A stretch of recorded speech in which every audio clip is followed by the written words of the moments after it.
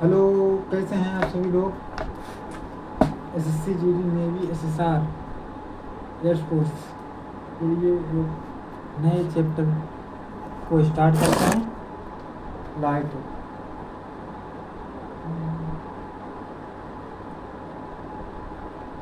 Light chapter को प्रकाश को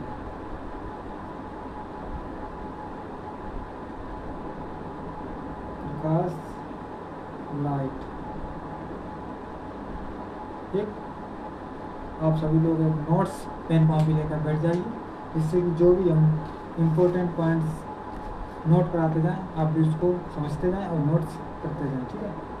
प्रकाश क्या है? प्रकाश एक प्रकार की ऊर्जा है जो हमारी आँखों को संवेदित करके वस्तुओं को दिखाने में मदद करती है। ठीक है। प्रकाश क्या है? एक प्रकार की ऊर्जा जो हमारी आँखों की रेटिना को संवेदित करती है और वस्तुओं को दिखाने में मदद करती है। इसको लिखते हैं प्रकाश एक प्रकार की परिभाषा लिख लीजिए इसकी से।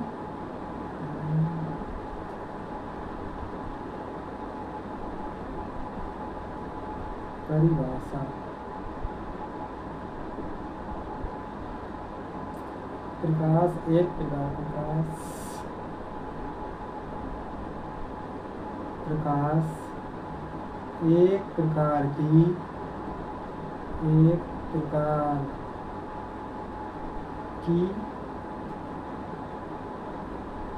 ऊर्जा है जो किसी वस्तु पर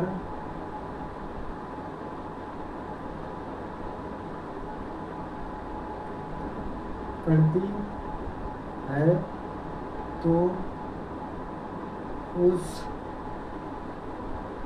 वस्तु को देखने में सहायता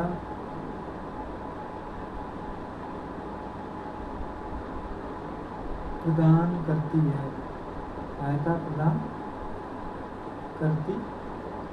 ठीक है।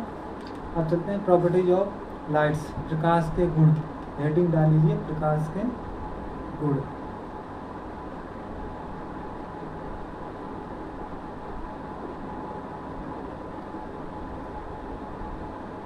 प्रकाश के गुण। ठीक है। तो लिखिए पहला पॉइंट, प्रकाश सदैव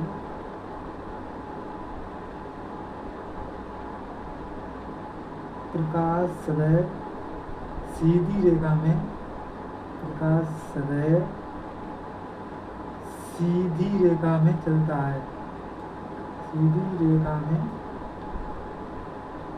चलता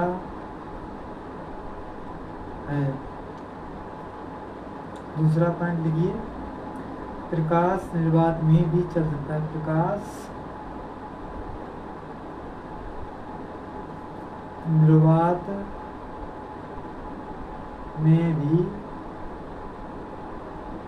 चल सकता है। ठीक है। अब चलते हैं अगले पॉइंट पर। प्रकाश की चाल निर्वात में सबसे अधिक होती है। चलते हैं तीसरे पॉइंट पर। तीसरा पॉइंट, प्रकाश की चाल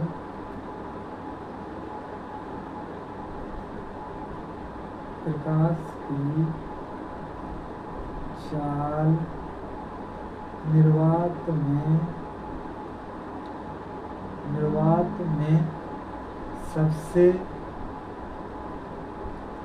अधिक 3 × 10⁸ मीटर पर सेकेंड होती है। ठीक है। अब चलते हैं अगले पॉइंट, चौथे पॉइंट पर।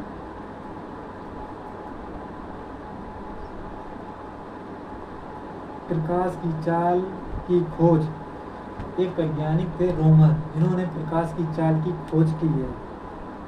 रोमर ये वैज्ञानिक है रोमर जिन्होंने प्रकाश की चाल की खोज की है। ऐसे लिखते हैं प्रकाश की, पॉइंट ले लेते हैं, पॉइंट बनाकर प्रकाश की चाल की खोज, इसको हम यहाँ से रेड कर देंगे, खोज रोमर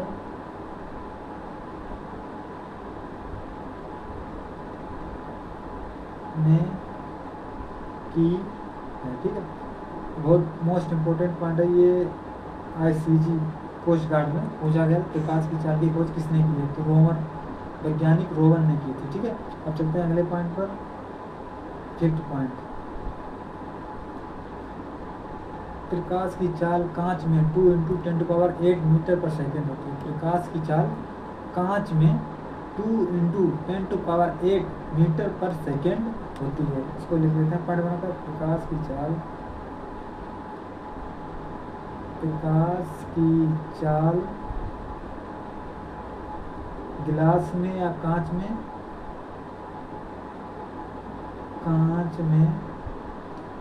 2 × 10⁸ मीटर पर सेकेंड होती है। ठीक है, अब चलते हैं अगले पॉइंट पर, छठवें पॉइंट पर।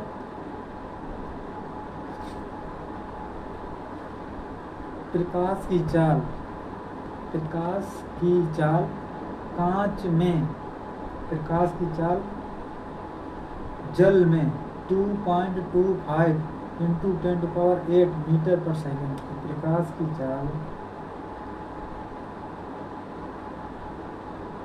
प्रकाश की चाल जल में 2.5 10⁸ मीटर पर सेकेंड होती है। ठीक है, अब चलते हैं अगले 7वें पॉइंट पर। अब चलते हैं 7वें पॉइंट पर। ठीक है,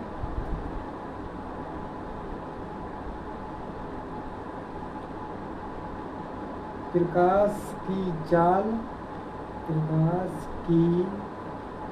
चाल सघन माध्यम में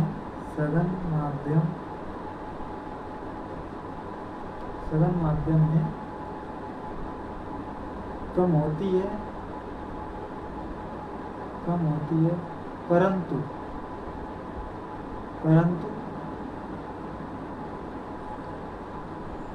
विरल माध्यम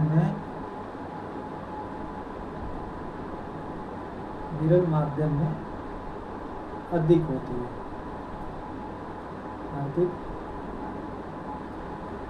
ठीक है, प्रकाश विद्युत चुंबकीय तरंग के रूप में चलता है। प्रकाश, एक पॉइंट यहाँ लिख लीजिए, 8.8।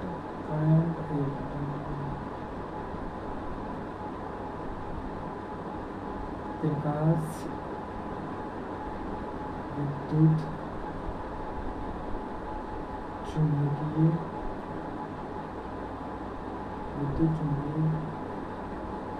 तरंग के रूप में चलता है। ठीक है, 9th पॉइंट, प्रकाश की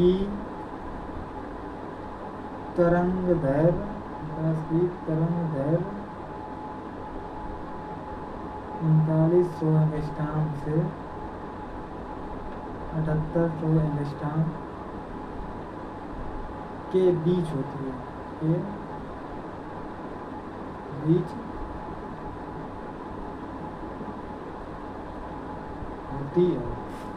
ठीक है।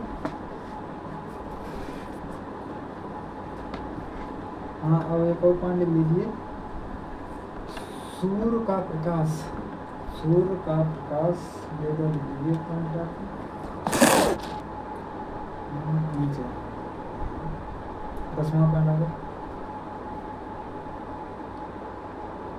सूर्य का प्रकाश पृथ्वी तक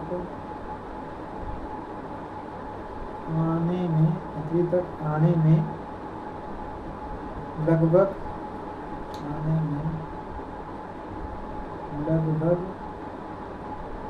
8 मिनट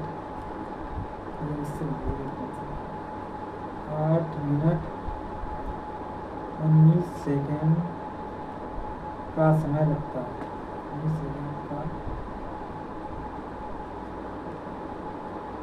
समय लगता है। 8 मिनट 19 सेकेंड का समय लगता है। ठीक है, अब चलते हैं। आपको ये तो पता ही होगा कि प्रकाश हमारा दोहरी प्रकृति का होता है। प्रकाश दोहरी प्रकृति का होता है, या प्रकाश हमारा डुअल नेचर का होता है। ठीक है, प्रकाश तरंग के रूप में भी फॉर्म चलता है, प्रकाश कण के रूप में भी चलता है। ठीक है, तो हम इसको चेंज कर लेते हैं। पेन किससे लिए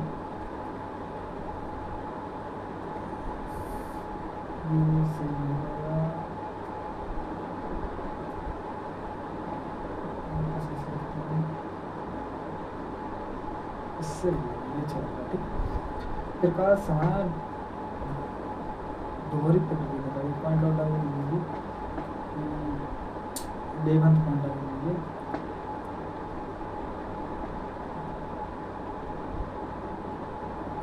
प्रकाश दोहरी प्रकृति का होता है। ठीक है, अब चलते हैं प्रकाश उदाहरण थोड़ा देखते हैं। प्रकाश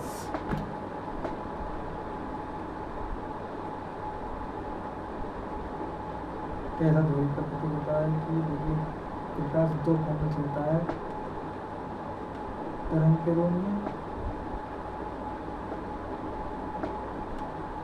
कण के रूप में। ठीक है, तरंग के रूप में चलता है देखिए 5 प्रकार से: परावर्तन, अपवर्तन,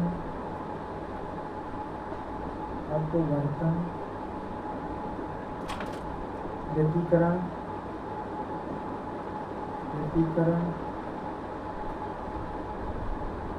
विवर्तन, और एक और है जिसे हम ध्रुवण कहते हैं, ध्रुवण। ठीक है, और कांड चलता है 2 प्रकृति में, मतलब प्रकाश वैद्युत प्रवाह, प्रकाश वैद्युत प्रभाव। इसकी खोज आइंस्टीन के द्वारा की गई। इसकी खोज आइंस्टीन के द्वारा की गई, आइंस्टीन ने की थी। इसी खोज, इस प्रकार वैद्युत प्रभाव को आइंस्टीन इसी खोज पर नोबेल पुरस्कार मिला था, नोबेल प्राइज मिला था। ठीक है, नोबेल प्राइज मिला था। और दूसरी खोज की थी, इधर इसको ऐसे देखते हैं, क्रॉम्पटन प्रभाव। ठीक है, अब चलते हैं अगले कॉन्सेप्ट पर, प्रकाश का परावर्तन।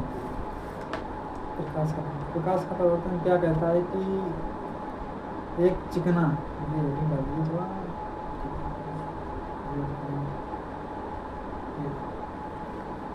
प्रकाश का परावर्तन।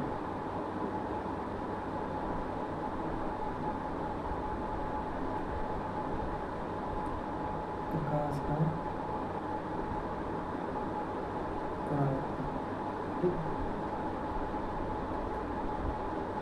प्रकाश का परावर्तन क्या बोलता है कि एक चिकना पृष्ठ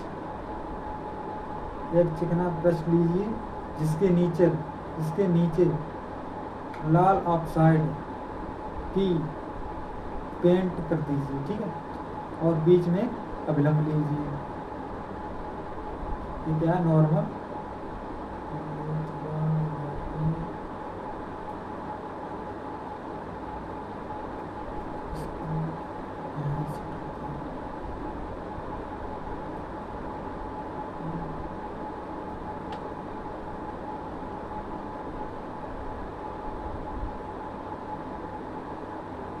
ठीक है, इसको बोलते हैं नॉर्मल।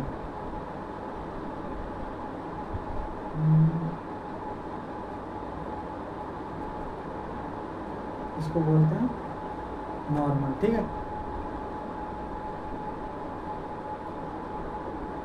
तो प्रकाश का परावर्तन क्या बोलता है कि एक चिकना पृष्ठ लीजिए जिसकी निचली सतह पर लाल ऑक्साइड भी पेंट कर दीजिए और बीच में एक नॉर्मल ले लीजिए। ठीक है, अब इससे प्रकाश की आने वाली किरण अपवर्तित किरण चिकने पृष्ठ से टकराकर उसी माध्यम में वापस लौट जाती है। प्रकाश का परावर्तन कहता है प्रकाश से आने वाली किरण चिकने पृष्ठ से टकराकर उसी माध्यम में वापस लौट जाती है। ठीक है, इसी को हम प्रकाश का परावर्तन कहते हैं। आपको समझ में आ गया होगा।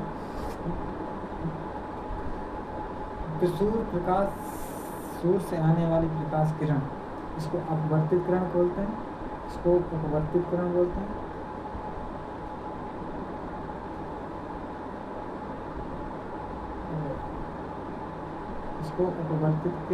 हैं। अपवर्तित किरण, इसको परावर्तित किरण बोलते हैं। ठीक है, अपवर्तित किरण और अभिलंब के बीच कोण आई होता है। तो सूर्य से आने वाली किरण चिकने पृष्ठ से टकराकर उसी माध्यम में वापस लौट जाती है। इसी को हम प्रकाश का परावर्तन कहते हैं। ठीक है, और अभिलंब और परावर्तित किरण के बीच कोण आर होता है।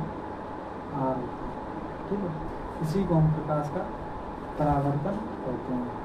और इसीलिए जब प्रकाश किरण किसी चिकने पृष्ठ से टकराती है तो उसी माध्यम में वापस लौट जाती है। जब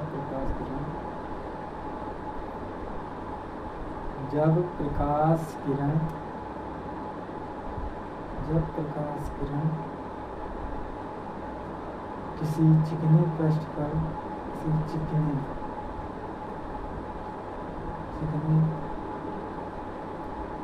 पृष्ठ से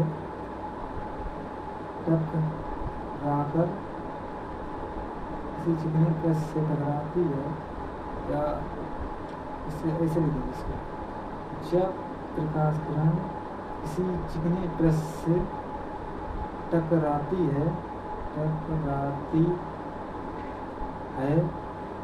तो टकराने के पश्चात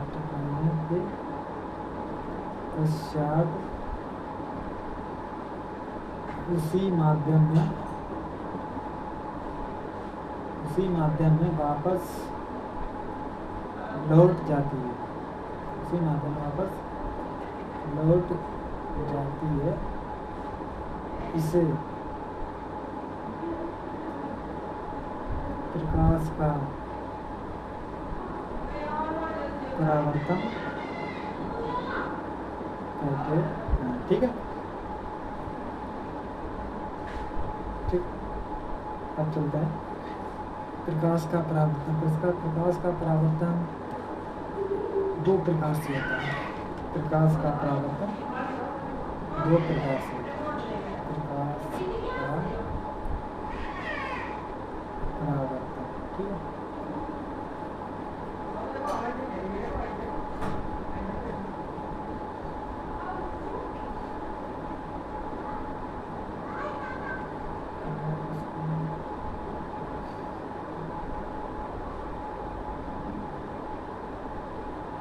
ठीक,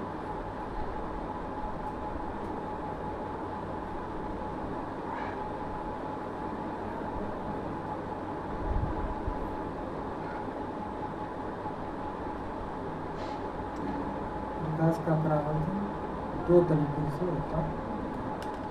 पहला समतल दर्पण द्वारा,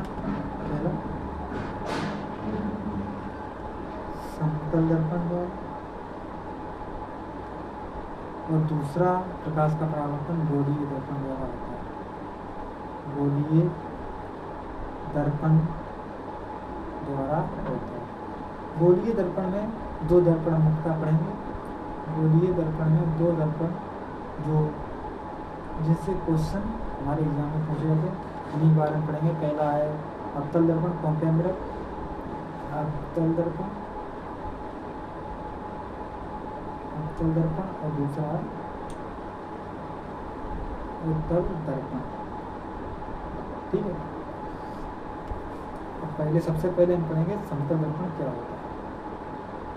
सबसे पहले पढ़ेंगे समतल दर्पण क्या होता है। हेडिंग डाल लीजिए समतल दर्पण द्वारा प्रकाश का परावर्तन।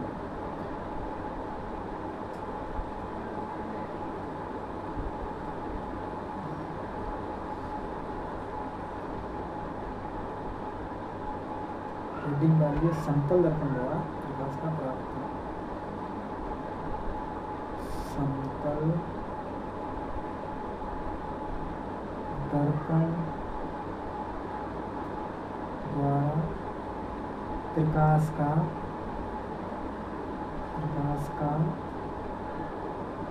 परावर्तन।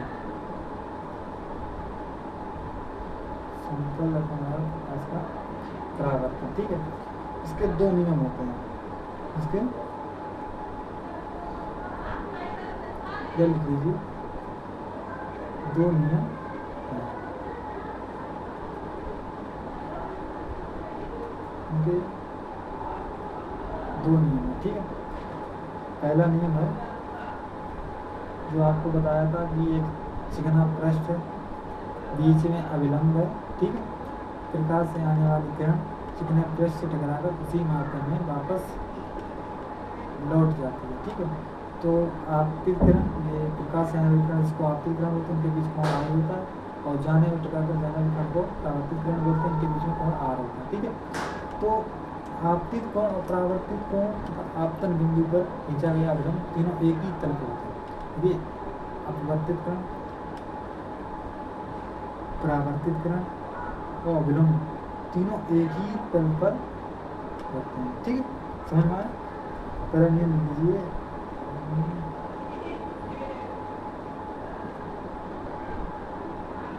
इसको रिजर कर देते हैं समझाने के लिए बनाएगा डायग्राम। ठीक है,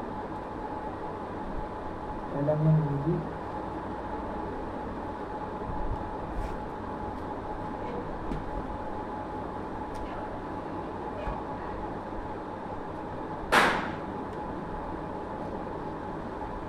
अपवर्तित किरण,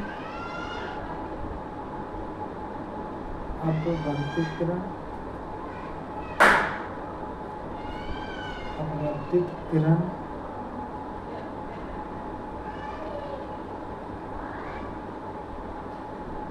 परावर्तित किरण,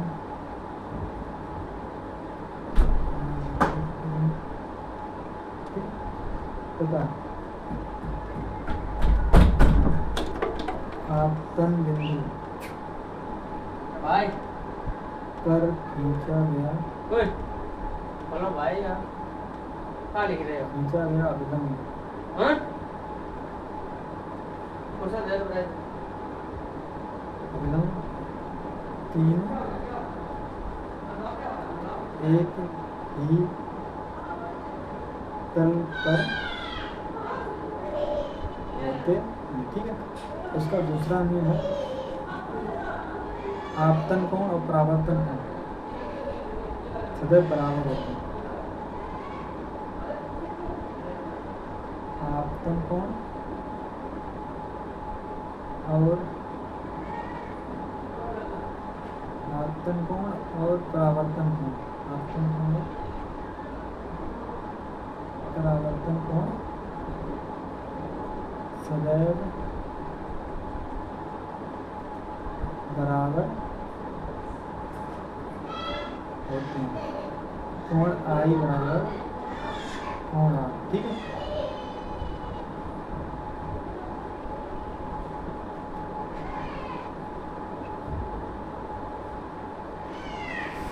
देखिए अब बताया समतल दर्पण द्वारा प्रकाश का परावर्तन। तो दो नियम होते हैं, आपतित किरण, परावर्तित किरण तथा आपतन बिंदु पर खींचा गया अवलन तीनों एक ही तल पर होते हैं। और दूसरा नियम बताया कि आपतन कोण का परावर्तन कोण सदैव बराबर होता है, कोण I बराबर कोण R। ठीक है, अब चलते हैं अगले टॉपिक पर।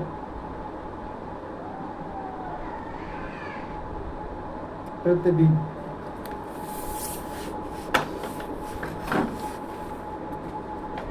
प्रतिबिंब क्या होता है?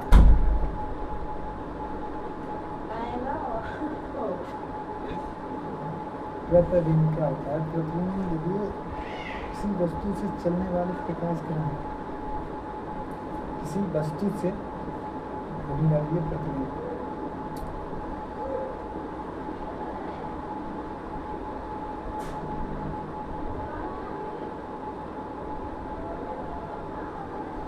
अभी डालिए प्रतिबिंब, इमेज।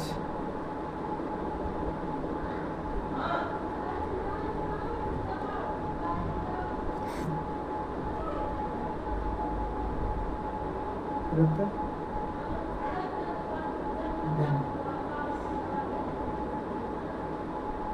ठीक है। चलते हैं, किसी बिंदु से चलने वाली प्रकाश किरण,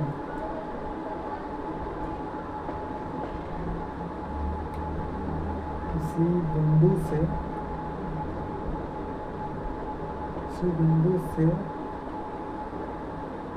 चलने वाली, किसी बिंदु से चलने वाली प्रकाश किरण दर्पण के परावर्तन के पश्चात, दर्पण से परावर्तन के पश्चात,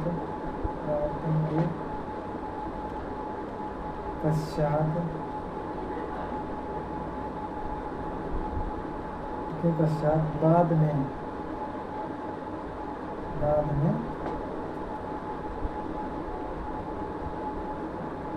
मिलती है या उस बिंदु पर, या उस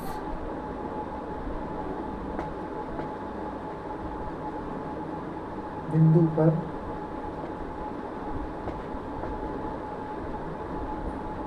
मिलती हुई प्रतीत होती है, उसे प्रतिबिंब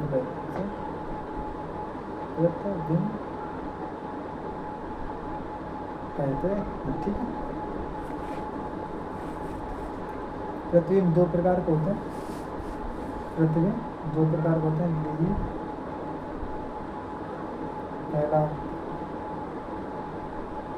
पहला आभासी प्रतिबिंब,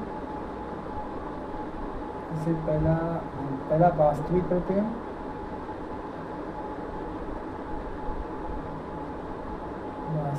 प्रतिबिंब,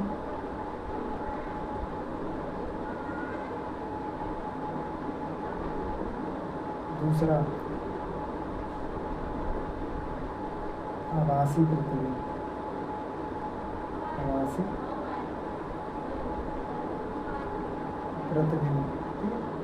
प्रतिबिंब दो प्रकार होते हैं, वास्तविक प्रतिबिंब, आभासी प्रतिबिंब। वैदिक डालिए, वास्तविक प्रतिबिंब क्या होता है?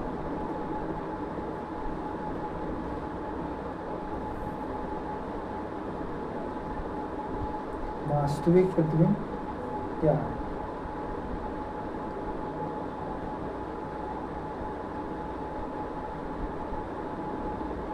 वास्तविक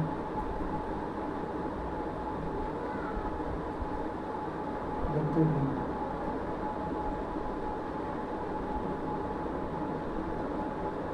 ठीक है।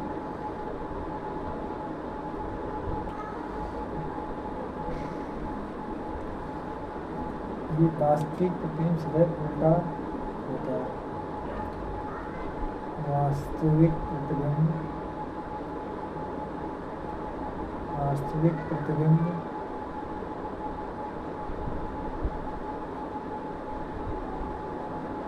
सदैव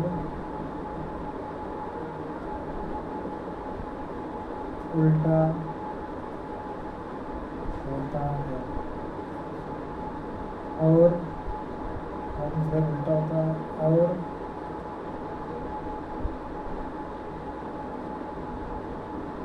दर्पण के सामने बनता है, दर्पण के सामने बनता है, ठीक है। और दूसरा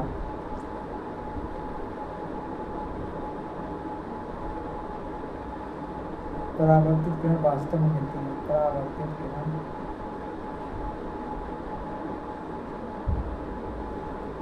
परावर्तित किरण वास्तव में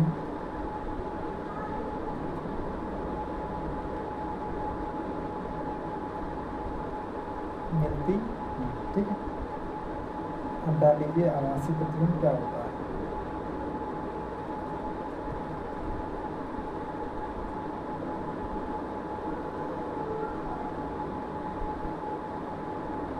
आभासी प्रतिबिंब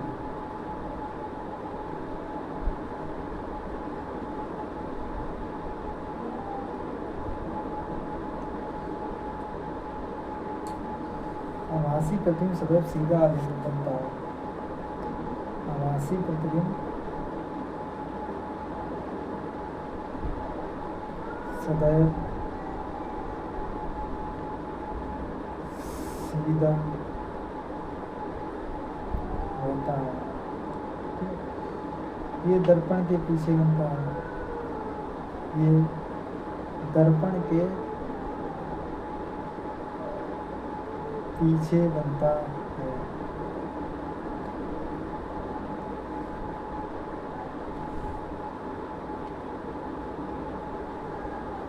परावर्तित किरण मिलती हुई प्रतीत होती है। परावर्तित किरण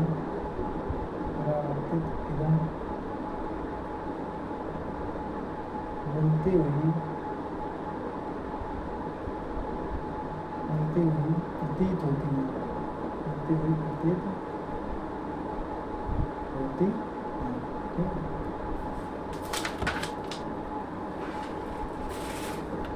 से पर्दे प्राप्त नहीं किया जाता, आभासी प्रतिबिंब को पर्दे पर प्राप्त नहीं किया जा सकता। आभासी प्रतिबिंब को पर्दे पर प्राप्त नहीं किया जा सकता, नहीं किया जा सकता, नहीं किया जा सकता है, ठीक है। चलो अब चलते हैं समतल दर्पण द्वारा प्रतिबिंब का गणना।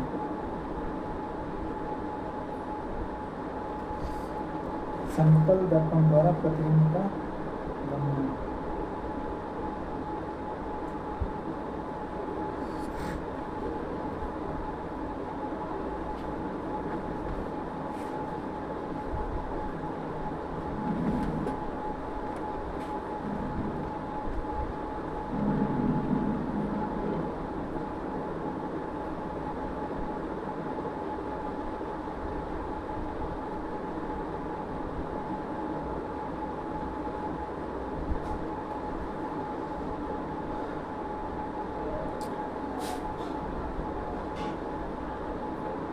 समतल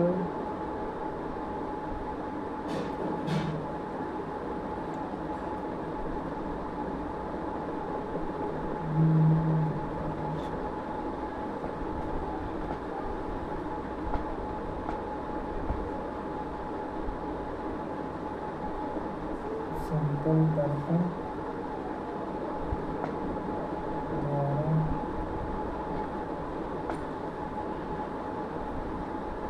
प्रतिबिंब गणना, प्रतिबिंब का गणना,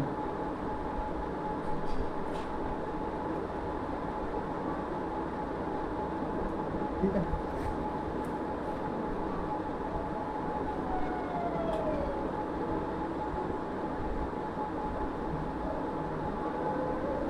मान लीजिए एक समतल दर्पण है,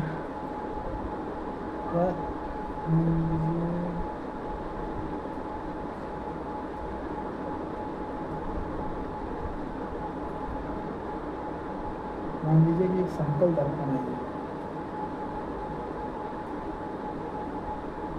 समतल दर्पण है जिसके पीछे पर एक लॉल ऑक्साइड की कड़ी करती है, जिसके पीछे लॉल ऑक्साइड की कड़ी करती है, समतल दर्पण के पीछे लॉल ऑक्साइड की कड़ी करती है। ठीक है, ये क्या है? ये अभिलंब है, ये नॉर्मल है। ठीक है,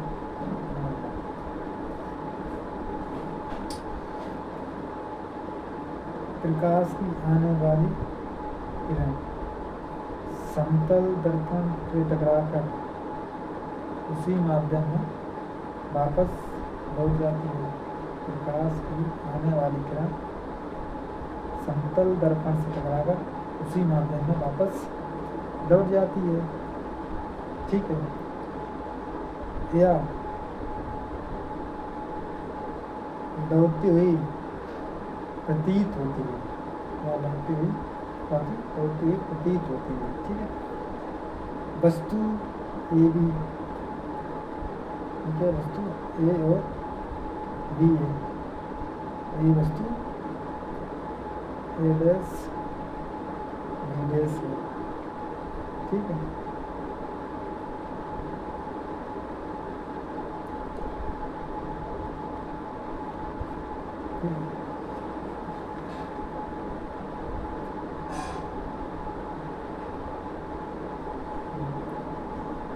प्रतिबिंब आभासी और सीधा है। प्रतिबिंब आभासी सीधा है। ठीक है, दर्पण के पीछे है, दर्पण के पीछे ए डैश बी डैश है। ठीक है, अब वस्तु की लंबाई प्रतिबिंब लंबाई बराबर है, वस्तु की लंबाई